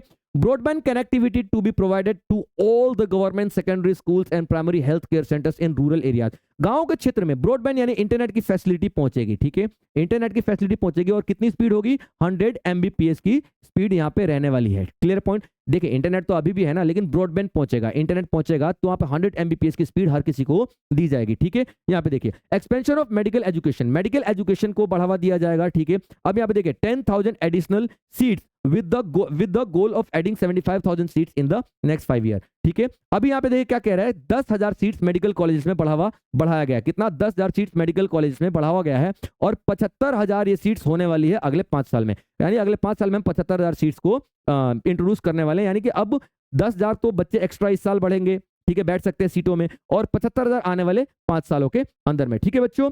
चलिए अब देखते हैं यहाँ पे पीएम स्वनिधि, ठीक है। पीएम स्वनिधि क्या होता है, आपको पता है, जो रेडी वाले होते हैं, जो हॉकर्स होते हैं, जो वेंडर्स होते हैं ना, जो सब्जी ले लो भाजी ले लो, उनको 10,000 तक का लोन दिया जाता था, ठीक है, उनको 10,000 तक का लोन दिया जाता था सरकार के द्वारा कि भैया लोन अपना बिजनेस कर लिया करो, ठीक है। तो यहाँ पे क्या किया जाएगा, उन सर्विसेज को लिंक किया जाएगा बैंक से, यूपीआई से, क्रेडिट कार्ड से। आप देख रहे हो, ठीक है, डिजिटल इंडिया कितना ज्यादा बढ़ रहा है, किस तरीके से यहाँ पे छोटे छोटे चीजों को ध्यान दिया जा रहा है। मुझे लग रहा है कि बजट अच्छा बनाया गया, बाकी तो पूरा देखेंगे, जब तक पूरा ब्यौरा नहीं ले लेते तब कुछ कह नहीं सकते तब तक, बाकी अभी तक तो मुझे अच्छा लग रहा है, ठीक है। अब देखिए welfare of online platform workers, ठीक है, जितने भी ऑनलाइन प्लेटफॉर्म वर्कर्स हैं उनका वेलफेयर के लिए क्या किया जा रहा है, रजिस्ट्रेशन ऑन द, ठीक है, ई श्रम पोर्टल। ई श्रम पोर्टल क्या है, ठीक है, यहाँ पे जाके श्रमिक लोग जो अपना रजिस्ट्रेशन करवा लेते हैं और जरूरत के हिसाब से उनको बुलाया जाता है काम करने के लिए, ठीक है। और ये किसके अंदर हो रहा है, ठीक है, पीएम जन आरोग्य योजना। आपको पता है ये मेडिकल फैसिलिटीज वगैरह देने के लिए ये योजना चलाई गई थी सरकार के द्वारा, ठीक है। चलिए अब देखते हैं, ठीक है, investing in people, economy and innovation, ठीक है। अब पूरा चीज देखते हैं क्या है, कहां कहां पे इन्वेस्ट किया जा रहा है। साफ समझ में आ रहा है, इन्वेस्टमेंट तो हम करने वाले हैं, लेकिन कहां पे, लोगों में, अर्थव्यवस्था में, और इनोवेशन। इनोवेशन का मतलब क्या होता है, नवाचार, नई नई टेक्नोलॉजी को खोजते रहना, ठीक है। चलिए आगे बढ़ते हैं। पहला देखते हैं support to state for infrastructure. हम लोग राज्यों को सपोर्ट करने वाले हैं, राज्यों को, ठीक है, इंफ्रास्ट्रक्चर में, यानी कि ब्रिज, रोड, ये सब बनाने में हम लोग। अब इंफ्रास्ट्रक्चर देखिए, लॉजिस्टिक्स ठीक रहेंगे तो अर्थव्यवस्था अपने आप ही चलेगी, ठीक है। तो सपोर्ट टू स्टेट्स, स्टेट्स को सपोर्ट किया जाएगा, राज्यों को सपोर्ट किया जाएगा। अब कैसे किया जाएगा, ध्यान से सुनिएगा क्या कह रहा है, with N outlay of 1.5 lakh crore, ठीक है, यानी कि कितना आउटलेट होगा, ये 1.5 लाख करोड़ का जो भी इन्वेस्टमेंट होगा इंफ्रास्ट्रक्चर पे किसी भी राज्य का, ठीक है। 50 ईयर्स इंटरेस्ट फ्री लोन, यानी कि उनको 1.5 लाख करोड़ तक का लोन दिया जाएगा और 50 साल तक में चुकाना है उस राज्य को, 50 साल तक, और वो इंटरेस्ट फ्री होगा, कोई ब्याज नहीं लगेगा। फॉर एग्जांपल मान लो बिहार को लोन लेना है, ठीक है, अपने रोड ब्रिज वगैरह डेवलप करने के लिए, तो 1.5 लाख करोड़ तक का लोन ले सकता है, ठीक है, और वो केंद्र सरकार उसको इंटरेस्ट फ्री रखने वाली है। क्लियर बच्चों यहाँ पे, ठीक है। अब देखिए क्या कह रहा है, loan to states for capital expenditure. Capital expenditure वही होता है कि आप अपना जो आपका परिसंपत्तियों को बढ़ाने के लिए, रोड ब्रिज या टेक्नोलॉजी को बढ़ाने के लिए जो भी खर्चा करने वाले। क्लियर पॉइंट यहाँ पे इंपॉर्टेंट पॉइंट है। अब देखिए जल जीवन मिशन, जल जीवन मिशन जो 2019 में लॉन्च किया गया था, इसके जरिए क्या कहा जा रहा है, 100% कवरेज किया जाएगा, 100% कवरेज किया जाएगा, ठीक है। और देखिए 100% मिशन तो पहले भी था, लेकिन 2024 तक था कि 2024 तक हम लोग हर घर में जल पहुंचा देंगे, लेकिन नहीं पहुंचा पाए, तो इसको बढ़ा के अभी 2028 तक कर दिया गया सरकार के द्वारा, ठीक है। इसको सरकार का फेल्योर भी कह सकते हो या फिर सरकार का एक अच्छा मूव भी कह सकते हो, ठीक है ना यार, नहीं हो पाया तो हम बंद थोड़ी कर रहे हैं, हम इसको बढ़ावा दे रहे हैं ना, बढ़ावा दे रहे हो तो डेफिनेटली आज नहीं तो कल हम लोग कर ही लेंगे, ठीक है। चलिए पावर सेक्टर रिफॉर्म की बात करते हैं, यानी कि यहाँ पे बिजली वगैरह की बात करते हैं, ठीक है। Incentivize distribution reforms and augmentation of intra-state transmission, additional borrowing of 0.5% of GSDP to states contingent to these reforms। देखिए क्या कहने की कोशिश कर रहा है, समझने की कोशिश करेंगे, ठीक है, याद रखेगा। यहाँ पे क्या कह रहा है, ठीक है, जो भी राज्य का जितना भी डेवलपमेंट, जितना भी प्रोडक्शन होगा, जितना भी उत्पाद होगा, प्रोडक्शन होगा, ठीक है, प्रोडक्शन होगा, क्लियर पॉइंट यहाँ पे, उसका 0.5% उसको लोन दिया जाएगा, वो बोरो कर सकता है। जैसे मान लो ये यहाँ पे 10,000 करोड़ का कोई भी राज्य ने यहाँ पे इन्वेस्टमेंट किया, मतलब उसका जो उत्पाद हुआ है, ठीक है, यानी कि डोमेस्टिक प्रोडक्ट हुआ है, ठीक है, यहाँ पे आगे, ठीक है, क्या ये इसका मतलब होता है gross state domestic product, gross state domestic product, ठीक है, डोमेस्टिक प्रोडक्ट। प्रोडक्ट। इसका मतलब क्या होता है, किसी भी राज्य में कितना उत्पादन हुआ उसका 0.5% वो लोन के तौर पे एक्स्ट्रा ले सकता है। अभी तक जितना लोन मिल रहा था उतना तो मिल ही रहा है, अब कितना 0.5% और एक्स्ट्रा लोन ले सकता है। क्लियर पॉइंट यहाँ पे या देखेगा। अर्बन चैलेंज फंड, ठीक है, अर्बन चैलेंज फंड यानी शहरी जो एरिया है, क्षेत्र है, उनको डेवलप करने के लिए यहाँ पे फंड का जुगाड़ किया जा रहा है। फंड जुगाड़ कह रहा हूं, ठीक है, यहाँ पे फंड अनाउंसमेंट किया जा रहा है, ठीक है। 1 lakh crore implement to the proposals for cities as growth hub, यानी कि यहाँ पे देखिए 1 लाख करोड़ पैसे दिए जाएंगे, ठीक है, शहरों को डेवलप करने के लिए, सिटीज एज ग्रोथ हब यानी कि creative redevelopment of cities and water sanitation, सफाई का ध्यान रखना, पानी का ध्यान रखना, रोड का ध्यान रखना, इन सब के लिए शहरों में कितना 1 लाख करोड़ का दिया जा रहा है, ठीक है। एसेट मोनेटाइजेशन प्लान 2025 से लेकर 2030 तक के लिए किया जा रहा है। एसेट मोनेटाइजेशन का मतलब क्या होता है, ठीक है, launch to plough back capital of 10 lakh crore in new project, यानी कि याद रखेगा कि नए नए प्रोजेक्ट में यहाँ पे 10 लाख करोड़ का खर्चा किया जाएगा। अलग अलग तरीके के खर्चे किए जाएंगे, जो कि प्रोजेक्ट होगा जो कि आपका एसेट्स बढ़ाने देना है, जो वो एसेट जो कि आपको मोनेटाइज करने हैं, जिनका मौद्रीकरण करना है, यानी कि पैसे में जिनको कन्वर्ट किया जा सकता है, ठीक है। तो यहाँ पे कितना 10 लाख करोड़ नए प्रोजेक्ट, 10 लाख करोड़ खर्च किए जाएंगे नए प्रोजेक्ट के लिए। क्लियर बच्चे यहाँ पे। चलिए अब देख लेते हैं यहाँ पे मैरीटाइम डेवलपमेंट फंड। मैरीटाइम का मतलब क्या होता है, समुद्री क्षेत्र में, ठीक है। तो मैरीटाइम डेवलपमेंट फंड यानी कि समुद्री क्षेत्र की बात कर रहे हैं, ठीक है। इसके लिए देखिए 25,000 करोड़ का long term financing up to 49 contribution by the government. क्या कह रहा है, ठीक है, मैरीटाइम डेवलपमेंट में कोई अगर कंपनी है, कोई प्राइवेट कंपनी ही क्यों नहीं है, ठीक है, नॉट ओनली प्राइवेट कंपनी, कोई भी कंपनी हो सकती है, ठीक है, उसको कितना 25,000 करोड़ का फंड यहाँ पे दिया जा रहा है, 25,000 करोड़ का। अब इस 25,000 करोड़ में से देखिए 51% तो कौन खर्च करेगा, वो कंपनी खर्च करेगी, और 49% कौन देगा, कंट्रीब्यूट कौन करेगा, सरकार करेगी। क्लियर पॉइंट यहाँ पे, ये बात याद रखें। यानी कि मान लीजिए 1 लाख करोड़ है, अगर 1 लाख करोड़ है, ठीक है, 1 लाख करोड़ है, अगर मान लीजिए 1 लाख करोड़, ठीक है, तो इसमें 49,000 जो करोड़ होगा, 49,000 करोड़ जो होगा, ठीक है, वो सरकार कंट्रीब्यूट करेगी, और 51,000 करोड़ होगा वो कंपनी को बियर करना पड़ेगा, कंपनी खर्चा करेगी। यानी यहाँ पे 49% का योगदान केंद्र सरकार देगी, ठीक है। अब देख लेते हैं न्यूक्लियर एनर्जी मिशन फॉर विकसित भारत। विकसित भारत का आपको पता, हम लोग लेके चल रहे हैं 2047 तक का, 2047 तक का विकसित भारत का लेके चल रहे हैं, ठीक है। अब देखिए amendments to the atomic energy act, यानी कि एटॉमिक एनर्जी जो एक्ट है, अधिनियम है, उसमें परिवर्तन किए गए हैं, ठीक है। Civil liability for the nuclear damage act will be taken up for the active partnership with the private sector, यानी कि न्यूक्लियर क्षेत्र में अब लोग, ठीक है, यहाँ पे गवर्नमेंट यानी कि पब्लिक सेक्टर और private sector plus private sector दोनों मिलकर काम करने वाले हैं। क्लियर पॉइंट, दोनों मिलकर काम करने वाले हैं, ठीक है। अब देखिए उड़ान की बात करते हैं, ठीक है। उड़ान का मतलब क्या है, बड़े उड़ान, हेलीकॉप्टर वगैरह, प्लेन वगैरह, ठीक है। उसमें देखिए क्या किया जा रहा है, एक स्कीम थी जिसमें यह था कि हम लोग हर एक भारतवासी प्लेन में बैठे अच्छी फैसिलिटी ले, ठीक है। तो क्या किया जा रहा है, ठीक है, अब इस उड़ान स्कीम के तहत कनेक्टिविटी 120 और नए डेस्टिनेशन का मतलब एयरपोर्ट बनाए जाएंगे, ठीक है। Carry 4 crore passenger in the next 10 year, ठीक है। और वो कितने, तकरीबन आने वाले 4 सालों में 10 सालों में तकरीबन 4 करोड़ पैसेंजर्स को वो एक जगह से दूसरी जगह पर ले जा सकते हैं। क्लियर पॉइंट यहाँ बच्चे, ठीक है। चलिए आगे आते हैं, ठीक है। स्वहिम फंड 2 एक फंड लॉन्च किया गया है, ठीक है। स्वहिम fund 15 crore for expedition completion of 1 lakh dwelling units through blended finance, ठीक है। ये देखिए एक स्वहिम एक फंड किया जा रहा है, ठीक है। इसमें आपको कितना 15,000 करोड़ का इन्वेस्टमेंट मिलेगा, ठीक है। जो ड्वेलिंग जो फाइनेंस किया जाएगा उनको, यानी कि पैसे वगैरह दिए जाएंगे, कितने का 15,000 करोड़ का इस फंड के जरिए। क्लियर पॉइंट यहाँ पे। चलिए अब देखिए future needs for Bihar again आ गए यहाँ पे, ठीक है। बिहार में ग्रीनफील्ड एयरपोर्ट बनाए जाएंगे, फाइनेंशियल सपोर्ट दिया जाएगा, ठीक है। और किसको, वेस्टर्न कोसी कैनल, यहाँ पे एक कैनल है, नहर वेस्टर्न कोसी, ठीक है। वो प्रोजेक्ट को लॉन्च किया जा रहा है, उस प्रोजेक्ट को कंप्लीट किया जाएगा और बिहार को स्पेशल यहाँ पे ध्यान दिया जा रहा है। क्लियर बच्चे यहाँ पे। चलिए आगे देखते हैं अगला पॉइंट क्या आ रहा है आपके पास, ठीक है।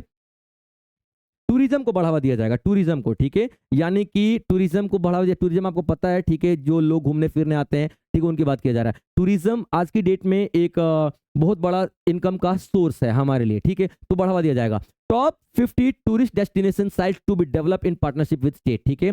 केंद्र सरकार राज्य सरकार के साथ पार्टनरशिप करेगी और 50 ऐसे नए टूरिस्ट जो स्पॉट्स होंगे उनको डेवलप करेगी, डेस्टिनेशन को, यानी घूमने फिरने की जगहों को बनाया जाएगा ताकि ज्यादा ज्यादा टूरिस्ट आए। Introducing streamline e visa facility, electronic visa facilities दिया जाएगा ताकि विदेशों से लोग यहाँ पे घूमने फिरने आए। इंटेंसिव स्किल डेवलपमेंट प्रोग्राम चलाए जाएंगे हमारे यूथ के लिए, यानी कि उनके कौशल विकास के लिए प्रोग्राम्स चलाए जाएंगे। ठीक है, performance linked incentive to state. ठीक है, जो स्टेट ज्यादा परफॉर्म करेगा उनको ज्यादा इंसेंटिव मिलेगा, ज्यादा फाइनेंस मिलेगा। ठीक है, मुद्रा लोन जो होगा, ठीक है, वो उनको दिया जाएगा जो होम स्टे करवाते हैं ना, जैसे कोई घूमने आया और मेरा घर है तो मैंने कुछ टूरिस्टों को अपने घर पे रख लिया, फैसिलिटी दे रखी है, उनसे पैसे लूंगा। ठीक है, तो वो भी शुरू करने के लिए पैसा चाहिए ना, तो मुद्रा लोन उसके लिए दिया जाएगा। ठीक है, ease to travel and connectivity to tourist destination. ठीक है, जो टूरिस्ट डेस्टिनेशन है ना, यानी एक जगह से जब दूसरी जगह पे टूरिस्ट जाते हैं तो उनको आने जाने में प्रॉब्लम नहीं होनी चाहिए, इसके लिए काफी सारे काम सरकार के द्वारा किए जाएंगे। ठीक है बच्चे, चलिए अब आते हैं। ठीक है, ये तो वही चीजें हैं। ठीक है, investing in people and economy in India, वही हो गया। ठीक है, चलिए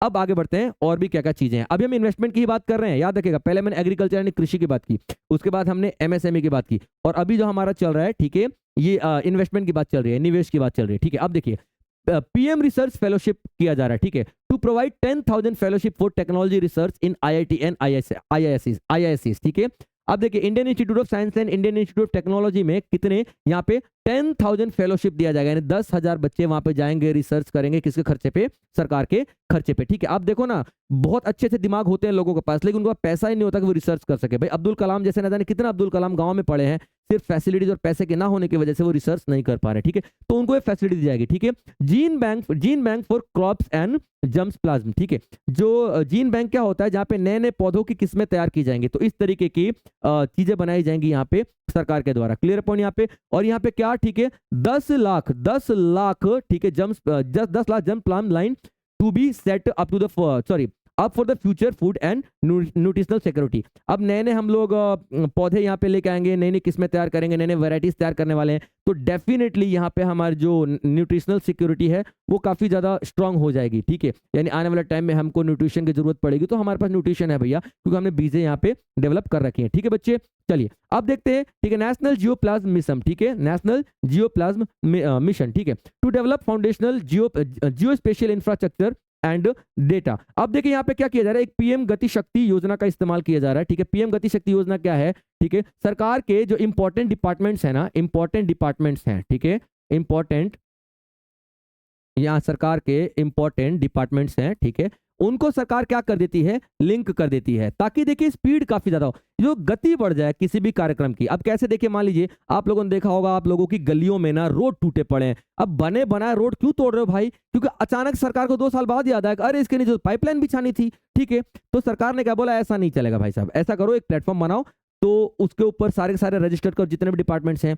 अब जो मेडिकल सेक्टर वाला है वो बोलेगा मुझे यहाँ पे हॉस्पिटल बनाना है। ठीक है, तो वो जो डिपार्टमेंट दो साल बाद लाइन बिछाने की बात कर रहा था, बोल अरे सुनो पहले हम नीचे लाइन बिछा लेते, बाद में हॉस्पिटल बना लेना, वरना आप हॉस्पिटल बना लोगे तो लाइन बिछाने के लिए हमको तोड़ना पड़ेगा, जैसे आज की डेट में रोड तोड़े जाते हैं बने बनाए। ठीक है, तो यहाँ पे इन सारी चीजों पे बहुत ज्यादा ध्यान दिया जाएगा। क्लियर पॉइंट यहाँ पे। और यहाँ पे प्लान किया जाएगा, ठीक है, लैंड रिकॉर्ड रखे जाएंगे और इंफ्रास्ट्रक्चर प्रोजेक्ट बनाए जाएंगे, यानी कि बहुत सारे ऐसे प्रोजेक्ट लेके आए जाएंगे जो कि हमारे देश का इंफ्रास्ट्रक्चर को डेवलप करेगा। ठीक है, अब देखिए, ठीक है, अब आता है ज्ञान भारतम मिशन। ठीक है, अब देखिए ज्ञान भारतम मिशन क्या कह रहा है, ठीक है, कि भारत के ज्ञान को बढ़ावा देना। ठीक है, documentation and conservation of manuscript heritage to cover more than 1 crore manuscript, national digital repository of Indian knowledge system को। अब देखिए यहाँ पे आपको पता है मैन्युस्क्रिप्ट्स हैं, ठीक है, बहुत सारे मैन्युस्क्रिप्ट्स हैं, ठीक है, उनको कंजर्व रखने की रखने की जरूरत है, बचा के रखने की जरूरत है, वरना हमारी आने वाली जनरेशन को हम अपना ज्ञान कैसे पास करेंगे। ठीक है, तो जितने भी मैन्युस्क्रिप्ट्स हैं, ठीक है, मैन्युस्क्रिप्ट्स वगैरह हैं, ठीक है, उनका डॉक्यूमेंटेशन किया जाएगा, उनको कंजर्व करने की कोशिश की जाएगी। क्लियर पॉइंट यहाँ पे। चलिए, और कितने, तकरीबन 1 करोड़ मैन्युस्क्रिप्ट्स की यहाँ पे बात की जा रही है। ठीक है बच्चे, चलिए अब देखिए मैंने बताया था लास्ट प्रमोटिंग एक्सपोर्ट, अब हम एक्सपोर्ट की बात करेंगे। क्या, हम लोग निर्यात की बात करेंगे, निर्यात को कैसे बढ़ावा दिया जाएगा। ठीक है, इसमें हम लोग एक्सपोर्ट प्रमोशन मिशन, ठीक है, निर्यात को बढ़ावा देने के लिए हम लोग यहाँ पे एक्सपोर्ट प्रमोशन मिशन लेके आ रहे हैं। ठीक है, with sectoral and ministerial targets to facilitate easy access to export credit, यानी कि जो बिजनेस एक्सपोर्ट करना चाहते हैं उनको एक्सपोर्ट क्रेडिट यानी लोन की सुविधा अब हम लोग उपलब्ध करा देंगे इजीली, ये कहा जा रहा है। ठीक है, क्रॉस बॉर्डर फैक्टरिंग सपोर्ट, यानी कि एक बॉर्डर से दूसरी बॉर्डर की तरफ, यही होता है ना भैया एक्सपोर्ट हो। ठीक है, तो इसमें भी काफी ज्यादा सरकार हेल्प करने वाली है। ठीक है, एमएसएमई को बहुत ज्यादा मतलब फायदा मिलने वाला है। Non tariff measures in overseas market, ठीक है। नॉन टैरिफ मेजर का मतलब क्या होता है, भैया एक्सपोर्ट करो कोई दिक्कत नहीं, आपको कोई टैरिफ नहीं देना, कोई भी टैक्स वैक्स नहीं देना, आप एक्सपोर्ट करते जाओ ना, क्या दिक्कत है, जितना एक्सपोर्ट करोगे उतना पैसा हमारे पास आएगा। तो एक्सपोर्ट को काफी ज्यादा यहाँ पे बढ़ावा दिया जा रहा है। Clear point. Bharat trade net, Bharat trade net क्या है, एक डिजिटल इंफ्रास्ट्रक्चर तैयार किया जा रहा है, ठीक है, भारत ट्रेड नेट, ठीक है। बीटीएन ये क्या करेगा, इंटरनेशनल ट्रेड को जोड़ेगा हमारे भारत के ट्रेड से, ठीक है। तो सोचिए ना, इस प्लेटफॉर्म पे हमें इंटरनेशनल मार्केट की सारी सारी खबरें मिल जाएंगी और हम उसके लिए बेहतर डिसीजन ले पाएंगे। क्लियर है बच्चे यहाँ पे, ठीक है। अब देखिए ये क्या कर रहा है, ग्लोबल सप्लाई चेन बनाने की कोशिश करेगा। और ग्लोबल सप्लाई चेन का मतलब क्या होता है, एक देश से जुड़ना, फिर दूसरे देश से, तीसरे जोड़ से, चौथे देश से, इस तरीके ग्लोबल चेन बनाया जाएगा। अब मैं एक्सपोर्ट करूंगा तो भैया मेरे को चाहिए ना ग्लोबल सप्लाई चेन, तो यहाँ पे उन सारे एक्सपोर्टर्स को सपोर्ट किया जाएगा, ठीक है। नेशनल फ्रेमवर्क फॉर जीसीसी, अब देख लेते इसमें क्या क्या चीजें हैं, ठीक है। अब देखिए यहाँ पे क्या कह रहा है, ठीक है। A guidance to states for promoting global capacity centre, global capacity centre, GCC का मतलब ग्लोबल कैपेसिटी सेंटर, ठीक है। कहाँ पे, emerging tier 2 cities. Tier 2 cities वो होती है जो कि बहुत ज्यादा डेवलप भी नहीं होती है, ठीक है, और बहुत ज्यादा डाउन भी नहीं होती है, ठीक है। यानी बहुत ज्यादा मेट्रोपॉलिटन सिटी भी नहीं होंगी लेकिन बहुत ज्यादा डाउन भी नहीं होगी, यानी कहीं ना कहीं बीच की सिटीज को हम लोग टीयर 2 सिटीज के नाम जानते हैं, ठीक है। तो इन सिटीज के अंदर में क्या डेवलप करना है, ग्लोबल कैपेसिटी सेंटर, यानी कि वो सारे के सारे सेंटर्स डेवलप करने हैं जो कि इंटरनेशनल व्यापार कर सके, इंटरनेशनल ट्रेड कर सके, ठीक है बच्चों। Warehousing facility for air cargo, जो हमारे वायु मार्ग से कार्गो आने वाला है, सामान आने वाला है, भाई उसको हम कहाँ रखेंगे। शिप का तो आपको समझ में आ रहा है, ठीक है भाई, कार्गो आया, जहाज वहां पे आप सामान उतार कर रख लोगे। तो जो आपका एयर शिपिंग, जो एयर कार्गो है, उसको रखने के लिए जो सामान आ रहा है, यहाँ पे वेयर हाउस, गोदाम वगैरह की फैसिलिटी सरकार करवाएगी। अदरवाइज पता लग रहा है भाई हम एक्सपोर्ट के लिए गए और हमारा सामान लेट हो रहा है, ठीक है, और हमारा सामान ही खराब हो गया, ठीक है। तो वेयर हाउस होगा, तो यहाँ पे जैसे कुछ खराब होने वाला सामान है, कोल्ड स्टोरेज वगैरह प्रोवाइड करवाया जाएगा, तभी तो यहाँ पे फायदा होने वाला है। चलिए अब फाइनेंशियल सेक्टर्स की रिफॉर्म देख लेते हैं। फाइनेंशियल सेक्टर्स में क्या क्या यहाँ पे चेंज आने वाले हैं, ठीक है, यानी कि वित्तीय क्षेत्र में। ग्रामीण क्रेडिट स्कोर, ठीक है। अब देखिए ग्रामीण क्रेडिट स्कोर क्या है, ठीक है। Framework to serve the credit needs of self help group, ठीक है। आपको पता है सेल्फ हेल्प ग्रुप होता है, स्वयं सहायता समूह होता है, ठीक है, स्वयं सहायता समूह होता है। ये जो स्वयं सहायता समूह है ना भाई साहब, ठीक है, इसको हेल्प किया जाएगा। आपको पता है ग्रामीण क्षेत्र में एक बहुत बड़ा समूह है जो कि स्वयं के सहायता करने के लिए बनाया गया, आमतौर पे महिलाएं ही होती हैं, ठीक है। तो यहाँ पे भैया उनको क्रेडिट देने का फैसिलिटी प्रोवाइड करवाई जाएगी कि अगर वो बिजनेस करना चाहते हैं कोई, तो उनको उधार इजिली अवेलेबल कराया जा सके। दूसरा, ठीक है, sorry, NABFID to set up a partial credit enhancement facility for corporate bonds for infrastructure, यानी देखिए यहाँ पे क्रेडिट फैसिलिटी की जाएगी कॉर्पोरेट बॉन्ड फॉर इंफ्रास्ट्रक्चर, जो कि इंफ्रास्ट्रक्चर में इन्वेस्टमेंट करना चाहते हैं, उनको पार्शियल क्रेडिट एनहांसमेंट। पार्शियल का मतलब क्या होता है, 100% तो आपको यहाँ पे सहायता नहीं मिलेगी, लेकिन अगर मान लो 100 रुपए का इन्वेस्टमेंट है तो 50 रुपए आपको सरकार देगी, 50 रुपए आप लोग करने वाले हो। अब देखिए, revamp central KYC registry to be rolled out in 2025। आपको अच्छी तरह पता, केवाईसी, नो योर कस्टमर नाम का एक कॉन्सेप्ट आता है। जब बैंक वगैरह में जाते हो तो एक ऐसा फॉर्म फिलअप करवाया जाता है जिसमें पता चलता है कि भैया आप हमारे कस्टमर हैं, मैं आपके बारे में क्या जानता हूं। तो नो योर कस्टमर, बैंक को कहा जाए तो कस्टमर को जानो भाई, ठीक है, कौन है, क्या करता है, क्या नहीं करता, थंब प्रिंट, रेटिना का सब कुछ आप लो ना, तो उसको केवाईसी। तो केवाईसी को यहाँ पे चेंज नहीं किया गया है, मतलब थोड़ा इंप्रूव करने की बात की गई, थोड़ा अलग तरीके से इसको और काम करो। हो सकता है कि भाई आज की जो केवाईसी है वो काम नहीं कर रही हो, क्लियर पॉइंट, या फिर हो सकता है कि भाई साहब हम अपना डेटा केवाईसी के जरिए देते हैं और कहीं पता लग रहा है हमारा डेटा बिक रहा है मार्केट में, ठीक है बच्चे। Rationalisation of requirements and procedures for speedy approval of the company mergers. अब देखिए कोई कंपनी लॉस हो रही है और कोई कंपनी प्रॉफिट में चल रही है, तो लॉस वाली कंपनी क्या चाहती है कि भैया हमको कोई खरीद ले, दो कंपनियां मर्ज हो जाती हैं, तो इसमें बहुत ज्यादा डिले हो जाता था दो कंपनियों के मर्ज होने में, मिल जाने में, ठीक है, प्रोसीजर लंबे होते थे। अब बिना सरकार के अप्रूवल के, अब उसने अलग लाइसेंस लिया, इसने अलग लाइसेंस लिया है, ठीक है, तो मर्ज होंगे ना, तो सरकार की परमिशन लगेगी ना, तो बहुत ज्यादा समय लग जाता था। तो यहाँ पे क्या किया जा रहा है कि नहीं ऐसा मत करो भाई, ठीक है, इस प्रोसीजर को बहुत ही कम कर डालो, तो ही यहाँ पे काम बात बनने वाले, ठीक है। FDI limit for the insurance, ठीक है, अभी तक इंश्योरेंस सेक्टर में एफडीआई की लिमिट कितनी थी, 74% थी, ठीक है, और अब कितना बढ़ा दिया गया है, 100%, यानी एफडीआई इंश्योरेंस सेक्टर के क्षेत्र में अब 100% की एफडीआई, यानी कि फॉरेन कंपनीज 100% इन्वेस्टमेंट कर सकती है इंश्योरेंस सेक्टर के क्षेत्र में, ठीक है। चलिए अब टैक्स रिफॉर्म्स की बात कर लेते हैं, जिसका इंतजार हर किसी को रहता है, ठीक है। चलिए अब देखते हैं, यहाँ पे ज्यादा कुछ बात करने की जरूरत नहीं है हमारे पास, ये हमारे काम की चीजें नहीं है। टैक्स रिफॉर्म बहुत सारे हम लोग रेगुलेटरी रिफॉर्म्स करेंगे, जो सरकार रेगुलेशन नए लेके आएगी, टैक्स क्या करना चाहिए, इनडायरेक्ट टैक्स वगैरह, तो इसको छोड़ दीजिए, ठीक है, हमें इसको कुछ करने की जरूरत नहीं है, ठीक है। अब देखिए जन विश्वास बिल वगैरह लेके आया जाएगा, ठीक है, ये इसमें हमारे मतलब कोई भी चीज नहीं है, ठीक है। चलिए ये रहा आपके पास और भी सारी चीजें जो आपके काम की चीजें हैं, ठीक है। अब देखते हैं यहाँ पे क्या क्या चीजें। Rationalisation of custom tariff. Tariff का मतलब पता है क्या होता है? जो एक्सपोर्ट इंपोर्ट होता है ना, ठीक है, तो वहां पे टैरिफ लगाए जाते हैं। तो टैरिफ से रिलेटेड कुछ न्यूज है। रिमूवल ऑफ 7 टैरिफ रेट्स, 7 प्रकार के टैरिफ रेट्स को खत्म कर दिया गया ताकि एक्सपोर्ट को बढ़ावा दिया जा सके, ठीक है। Apply not more than 1 cess और सरचार्ज, एक से ज्यादा सरचार्ज या एक से ज्यादा सेस आप चार्ज नहीं करोगे किसी के ऊपर भी। पहले अलग अलग तरीके के सेस, अलग अलग तरीके के सरचार्ज लग जाता था, अब वो नहीं करोगे। Apply equivalent cess to maintain effective duty incidence on most items and lower cess on certain item, ठीक है, याद रखिएगा, ठीक है। आप कोशिश करेंगे कम से कम सेस लगाएं, कम से कम सेस लगाएं, ठीक है, कम से कम यहाँ पे सेस चार्ज करें ताकि भाई टैक्स को अप्लाई करना काफी ज्यादा इंपॉर्टेंट हो जाए। सेक्टर स्पेसिफिक पर्पस की बात, प्रपोजल्स की बात देख लेते हैं, यानी किन किन सेक्टर्स में क्या क्या यहाँ पे प्रपोजल्स लिए गए हैं, ठीक है बच्चे। चलिए अब देखते हैं, मेक इन इंडिया की बात कर लेते हैं। Make in India, make in India का मतलब क्या होता है भैया? अपने भारत के अंदर ही सामान बनाओ ना, काहे के लिए इंपोर्ट कर रहे हैं? इंपोर्ट करोगे भाई पैसा भारत में जाएगा, नुकसान है ना बच्चे, ठीक है। तो यहाँ पे क्या, मेक इन इंडिया बनाओ, लेकिन क्या हम सब कुछ मेक इन इंडिया कर लेंगे? अरे भैया हम मोबाइल बनाएंगे, हम लैपटॉप बनाएंगे, तो भैया सेमीकंडक्टर ताइवान से ही तो लेके आएंगे।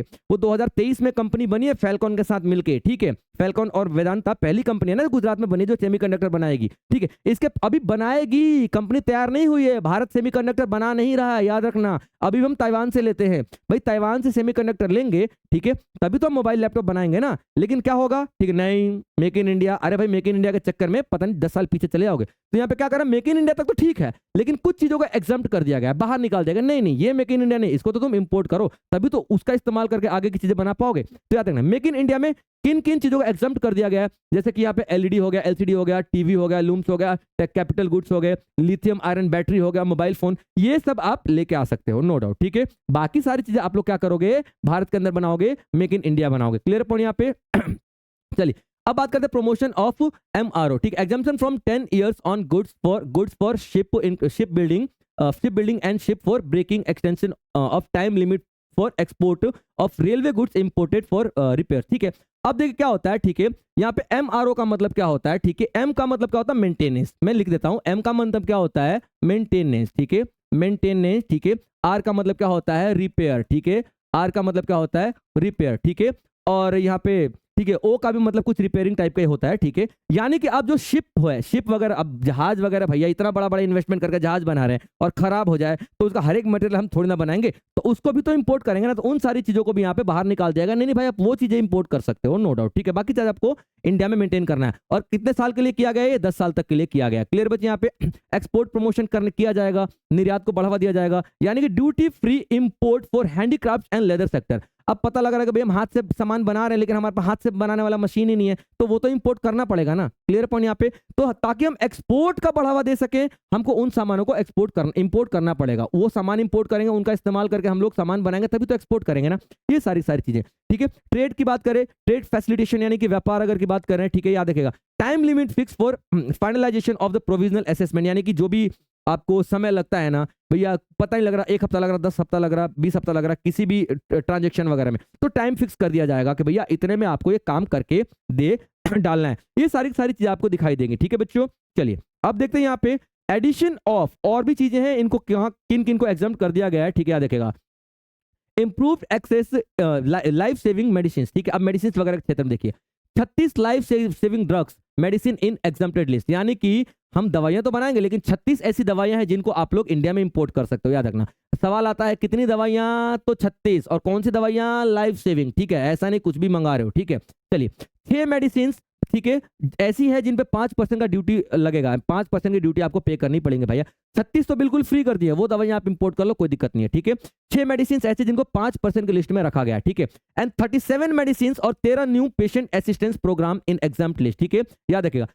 37 ऐसी मेडिसिन है और 13 नए patient assistance programme in example, ठीक है, और 13 नए पेशेंट असिस्टेंस का मतलब वो सारी चीजें जो कि पेशेंट जो होता है, जैसे मान लो कि किसी किडनी खराब होगा तो होता है ना, मशीनें वशीनें लगाते हैं, वो सारी मशीनों की बात कर रहा है। ठीक है, तो ऐसी 37 मेडिसिन और 13 पेशेंट असिस्टेंस प्रोग्राम को आप लोग लेके आ सकते हो इंडिया में, उन पे आपको कोई भी टैक्स नहीं भरने की जरूरत है। क्लियर पॉइंट यहाँ पे। और medicine for rare disease, cancer, cervical, chronic disease, इन सब के लिए भी आप मेडिसिन भी लेके आ सकते हो। उसमें आत्मनिर्भर भारत वाला कोई भी कॉन्सेप्ट नहीं है। अब बात करते हैं सबसे इंपॉर्टेंट, जो सीधा जेब पे असर करेगी। किस पे? जेब पे, यानी कि डायरेक्ट टैक्स, इनकम की बात करेंगे बच्चों यहाँ पे। ठीक है, अब आप यहाँ पे देख सकते हो, ठीक है, पर्सनल इनकम टैक्स रिफॉर्म, सारी की सारी चीजें आपके सामने है। ठीक है, अब मैं आपको स्लैब बताऊंगा। ठीक है, काफी इंटरेस्टिंग स्लैब आपको मिलने वाला ये।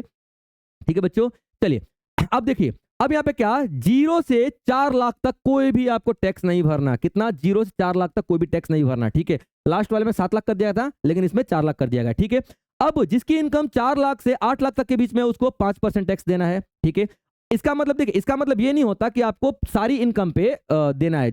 8 लाख है तो 8 लाख पे देना नहीं, 4 लाख पे तो एग्जाम्प्ट है, 4 लाख पे तो कोई टैक्स नहीं लगेगा। 4 से 8 लाख की जो इनकम है, नहीं सिर्फ 4 लाख पे आपको कितना लगेगा? 5%। 8 से 12 लाख पे 10%। ठीक है, 12 से 16 लाख पे 15%, और 16 से 20 लाख पे 20%, और 20 से 24 लाख पे 25%, और 24 लाख से अगर ऊपर है तो ऑफकोर्स आपको 30% देना पड़ेगा। ये डायरेक्ट टैक्स की बात की जा रही है यहाँ पे। क्लियर पॉइंट यहाँ बच्चों? ठीक है, अब देख, tax deduction limit for senior citizen double from 52। अब जो टीडीएस होता है ना, टैक्स डिडक्शन होता है, टीडीएस होता है जो टैक्स एट डायरेक्ट सोर्स कहते हैं जिसको, तो वो सीनियर सिटीजन के लिए 50 लाख से बढ़ा के 1 लाख तक कर दिया गया। एनुअल लिमिट कितनी है? 2.40 lakh for TDS on rent increased to 6 lakh. ठीक है, पहले कितना हुआ करता था? 2.4 लाख हुआ करता था टीडीएस ऑन रेंट। ठीक है, उसको बढ़ा के कितना कर दिया गया? 6 लाख कर दिया गया। ठीक है, ये सारी चीजें हैं। चलिए बच्चों, ये तो चलिए, ये आपके काम की चीजें नहीं है, कुछ खास ऐसे नहीं है। ठीक है, चलिए ये भी नहीं है। अब यहाँ पे देखते हैं, ठीक है, कहाँ कहाँ से कितना कितना पैसा आया और कहाँ कहाँ से कितना कितना पैसा जाएगा। ये जो आने का पैसा है, ठीक है, दिख रहा है ना, हरा हरा ग्रीन ग्रीन आने का पैसा, यानी कि भारत के पास, आपको बताया तो बजट क्या है भाई साहब, बजट इनकम और एक्सपेंडिचर ही तो है। तो कहाँ कहाँ से पैसा आया और कहाँ कहाँ को पैसा गया। सवाल आपसे पूछा जा सकता है कि 2025 और 26 के बजट में सबसे ज्यादा पैसा किस सेक्टर से आया है। ठीक है, तो यहाँ पे देख लेते हैं सबसे ज्यादा पैसा किस सेक्टर से आया है। ठीक है, याद रखेगा। ठीक है, तो 22 हो गया, 24 हो गया, टैक्स वाला सिस्टम कहाँ पे गया? ठीक है, जीएसटी वगैरह। ठीक है, ये रहा जीएसटी 18% ही है। चलिए ठीक, ओके। तो सबसे ज्यादा पैसा भारत के पास आया है बोरोइंग्स एंड अदर लायबिलिटीज, यानी कि वर्ल्ड बैंक, आईएमएफ या उधार ले लिया गया है। ठीक है, वहां से कितना पैसा है भाई साहब? 24%। आप समझ सकते हो, देखो सबसे ज्यादा पैसा कहां से आ रहा है? सबसे ज्यादा पैसा हम उधार लेके बना रहे हैं, उधार लेके। और फिर सरकार क्या बोल रही है? ठीक है, वी आर डूइंग ग्रेट। कहाँ डूइंग ग्रेट? सबसे ज्यादा पैसा कहां से आ रहा है आपके पास? बोरोइंग्स एंड लायबिलिटी से। ठीक है, उसके बाद देखते हैं इनकम टैक्स से आ रहा है 22% का पैसा। क्लियर पॉइंट यहाँ पे इनकम टैक्स का। और तीसरे नंबर पे बात करेंगे तो जीएसटी से आ रहा है, और बाकी सारे जीएसटी के अलावा और भी टैक्सेज है उनसे आ रहा है। ठीक है, याद रखिएगा। और कॉर्पोरेट टैक्स से आ रहा है, जो बिजनेस टैक्स होता है उससे आ रहा है आपके पास। ठीक है, 17%। क्लियर बच्चे? और नॉन टैक्स रिसिप्ट होते हैं, नॉन टैक्स रिसिप्ट का मतलब चालान कट गया आपका, फाइन लग गया आपका, या फिर स्पेशल असेसमेंट, सरकार की डेवलपमेंटल एक्टिविटीज की वजह से आपकी प्रॉपर्टी का रेट बढ़ गया, तो वो भी सरकार टैक्स चार्ज करती है। एशीट हो गया, यानी कि कोई ऐसा व्यक्ति जिसका कोई वारिस ही नहीं है और उसकी देहांत होगा तो उसकी प्रॉपर्टी सरकार को मिल जाएगी, इसको नॉन टैक्स रिसिप्ट बोलते हैं। ठीक है, उसके बाद आता है 4% पे आपको कस्टम जो आता है ना, कस्टम ड्यूटी 4%। ठीक है, और 1% non debt capital receipt. Non debt capital receipt का मतलब क्या होता है? सरकार ने कुछ बेचा है तो उसको पैसा मिला, उसको कैपिटल रिसिप्ट बोलते हैं। ठीक है बच्चों, तो ये तो सरकार के पास पैसा आया। अब देखते हैं सरकार के पास खर्चा कहाँ कहाँ है। ठीक है, अब देखिए, जो आया था सरकार ने हरे में लिखा था। ठीक है, पैसा आ रहा है, ग्रीन सिग्नल है भाई साहब। ठीक है, अब देखो है यहाँ पे लाल खतरे का सिग्नल, पैसा जा रहा है, दिल तो रोता ही है भाई पैसा जाता है तो देखो सरकार क्या करेगी, कहाँ कहाँ खर्चा करने वाली है। अब ध्यान से देखो। ठीक है, अब सरकार सबसे ज्यादा बजट किसको अलोकेट करेगी, ये पूछा जा सकता है, तो याद रखेगा। क्लियर पॉइंट यहाँ पे। चलिए, रुपीज गोज टू, साफ लिखा हुआ है। ठीक है, कहाँ पैसा जा रहा है ये देखेंगे। ठीक है, तो याद रखेगा सबसे पहले कितना है? 22, 8, 6, 20, 20, ठीक 8 देखे 22%। सबसे पहले state share to tax and duties, यानी जितना पैसा सरकार के पास आएगा ना तो स्टेट को देना पड़ता है ना, केंद्र सरकार स्टेट को देगी ना भैया।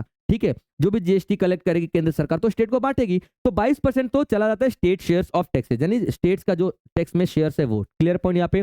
चलिए, उसके बाद देखते हैं सेकंड रैंक पे आता है 20% इंटरेस्ट पेमेंट। ठीक है, मैंने आपको क्या बताया था, सबसे ज्यादा पैसा आता है उधार से, तो भाई ब्याज भी तो जाएगा ना, तो 20% का तो ब्याज जा रहा है सरकार का। क्लियर बच्चे? यहाँ पे 20% ब्याज का। तीसरे रैंक पे आता है, ये रहा आपका 22 होगा, ये हो गया। तीसरे रैंक पे आता है ये सेंट्रल सेक्टर स्कीम, ठीक है, जितनी भी सरकार स्कीम लेके आती है ना, जैसे डिफेंस वगैरह पे हो गया, सब्सिडी हो गया, स्कॉलरशिप दे दिया, उस पे कितना 16% का यहाँ पे क्या लगने वाला है, सरकार का खर्चा लगने वाला है, ठीक है।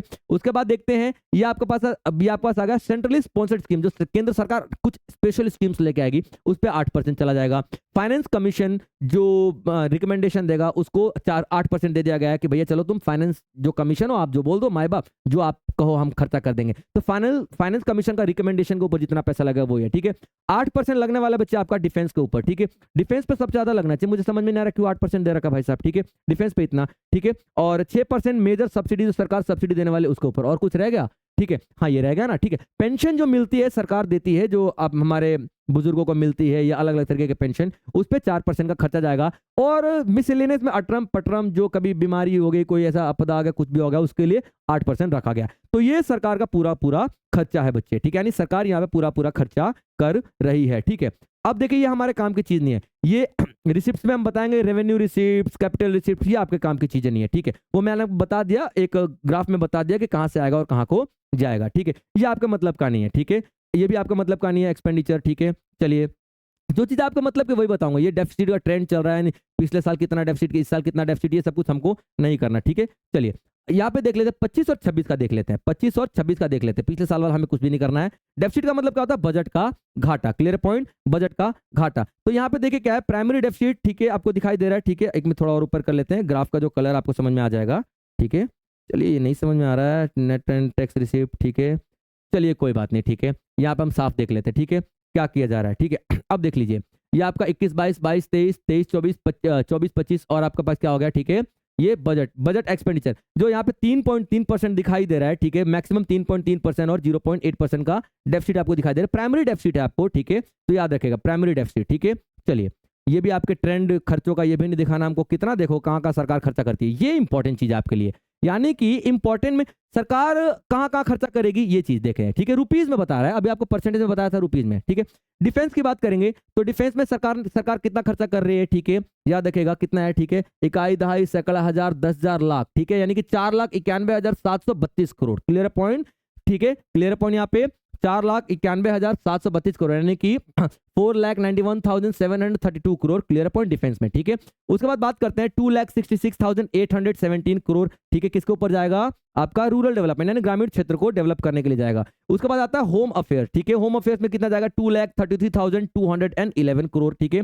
और एग्रीकल्चर और एलाइड एक्टिविटीज यानी खेतीबाड़ी और खेतीबाड़ी से जुड़े जो भी खर्चे हैं उससे जाएगा कितना, 1,71,437 करोड़ यानी कि 1,71,437 करोड़, ठीक है। 1,28,650 करोड़ का जाएगा आपके पास एजुकेशन के लिए, क्लियर पॉइंट। अब बात करते हैं हेल्थ के लिए, हेल्थ के लिए देखिए कितना जा रहा है। हेल्थ के लिए देखिए यहाँ पे थोड़ा कम बजट है, थोड़ा सा निराश होने की बात है, लेकिन कोई बात नहीं, क्या करें भाई, सरकार के पास पैसा भी तो होना चाहिए, या ये भी तो हो सकता है कि हमें जरूरत ही नहीं पड़ते, हम इतने हेल्दी हो चुके हैं, ठीक है। चलिए तो यहाँ पे 98,311 करोड़ की बात करेंगे हेल्थ के लिए। अर्बन डेवलपमेंट यानी शहरों को डेवलप करने के लिए कितना, 96,777 करोड़ की बात करेंगे। आईटी एंड टेलीकॉम के लिए 95,298 करोड़ की बात करेंगे। एनर्जी की बात करेंगे 81,174 करोड़ की। कॉमर्स एंड इंडस्ट्री की बात करेंगे 65,553 करोड़ की। सोशल वेलफेयर सामाजिक कल्याण की बात करेंगे तो 60,052 करोड़ की, ठीक है। और साइंटिफिक डिपार्टमेंट की बात करें, ठीक है, यानी साइंस में डेवलपमेंट वगैरह करें तो यहाँ पे 55,679 करोड़ आपको दिखाई देने वाला है, ठीक है बच्चों। तो ये था पूरा आपका 25-26 का बजट, प्रॉपर इलेबोरेटेड फॉर्म में आपको बता दिया गया है, ठीक है। सारा का सारा चीजें हैं, ठीक है, आपके सामने। आप लोग कुछ भी नहीं करना है, छोटे छोटे नोट्स बनाते चलिए, एक व्हाइट पेपर पे लिख के सबको चिपका डालिए अपने घर के अंदर में। सुबह उठिए, पढ़िए, देखिए, एक हफ्ते के अंदर पूरा बजट याद हो जाएगा, क्योंकि अगले साल तक आपको याद रखना है, अगले साल तक बजट नहीं आने वाला, ठीक है। तो अगले साल तक आपको यही सारा काम करना है, ठीक है बच्चों। चलिए मिलेंगे अगले लेक्चर में, तब तक अपना ध्यान रखेंगे बच्चों। जय हिंद।